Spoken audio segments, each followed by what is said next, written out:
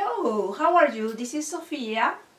How have you been? I hope you are doing okay. I am here to talk about networking. Remember these things that you use when you go to these network events and you try to introduce yourself and there's some information about you so people can begin doing conversation with you. So what you do in these networking events besides introducing yourself? So what you have to do in those networking events is really find those contacts that you can develop, contacts that will be useful for you in different ways. Now let's talk about the word useful, because most of us have learned that using people is bad, like going to these networking events is like a kind of people who trying to figure out if they can use you for their careers, but you don't feel like people who do not have skills, they want to use somebody, so they need to contacts. They need to make contacts for that. Well, that's not true anymore. The network and created a network of people who will work with you and connect with you and help you to leverage your career, but at the same time you help them to leverage their careers. That network is now called social capital. It's considered an investment and there is a return. And we will talk about the return. Not necessarily is not a monetary return. The Pew Research Center analyze all the network, how many people have this ties with the network, and they learned that the average American have 634 people that they actually know in the first place by name and by certain contacts. So if you have 634 people in your network, we're talking about social network, could be your friends, it's just Facebook, or your followers, it says Twitter, or your connections, it is LinkedIn. So each of the social networks have different names for those connections.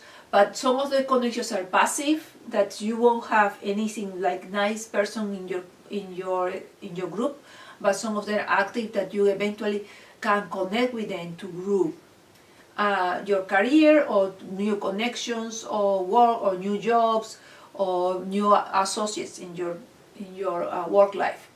Now, David Rockefeller is an example how important it is. David Rockefeller, who is the part of the dynasty of the Rockefellers, in 1940s he decided to create a database of all the people he met at the first, and they talked the first hand and talked with the person and knew something about this person. So by 30 years doing that, he find out that he has 150,000 people that he met, he talked, and he know what the person is doing. And he created, is the only information that we have that a person actually did all the job, and that strong ties that he has, he say he actually used it in different ways, and that helped even him to increase even more his businesses. Now he will be 99 next year, so I don't know how many more people he have, because that the study was done in the 80s, so we're talking about 40 years more. How is this important? The important thing when you create a network and you create your people tied to you, you have to understand that it's not using people, but there is a currency.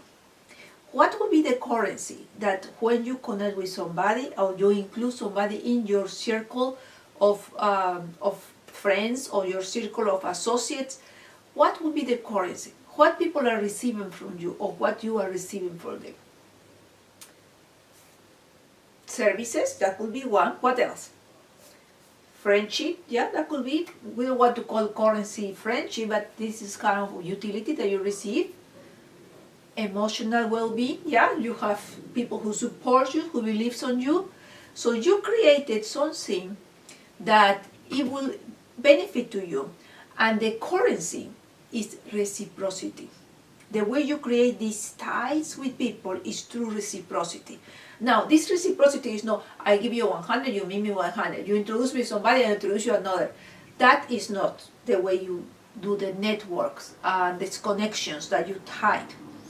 Reciprocity is made by something that we call exceeding expectations. So not only you reciprocate, but you exceed expectation each time.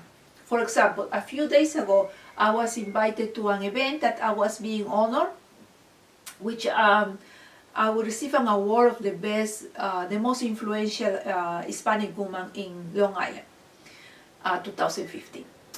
So I went to the event. I was expecting, well, I will go and do a little speech and then they will give me some award.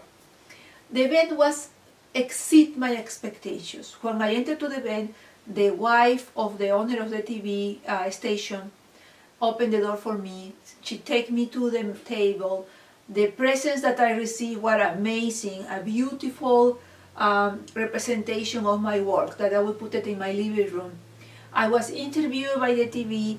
I was taped by the TV. They have a professional photographer with them.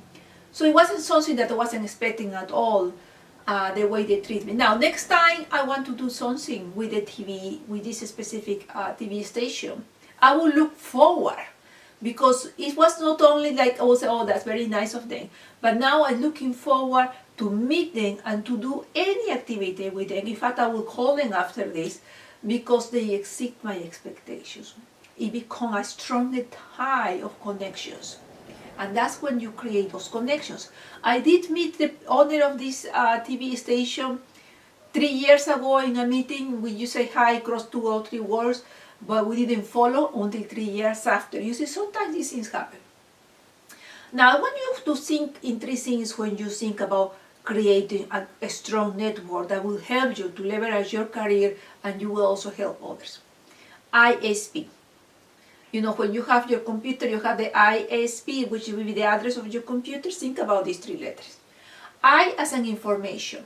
So what you're receiving when you create a strong network of friends, of colleagues, or partners, you receive information. Remember, information is power, because with that you can leverage your career, analyze opportunities, evaluate the areas of improvement. That's when you do your strategic plan. The second thing you get from them, and they get from you, is sense of identity. S. Sense of identity. For example, I belong to groups that they like instructional technology. It's one of my passions, and I love to be in there. Yeah, I enjoy it. When I go to those meetings, I find people who have the same interest as me. Sometimes I have meetings with the ebook group, people who like to write ebooks. And also we have communalities. So when we go to those meetings, I feel like I am connected with them.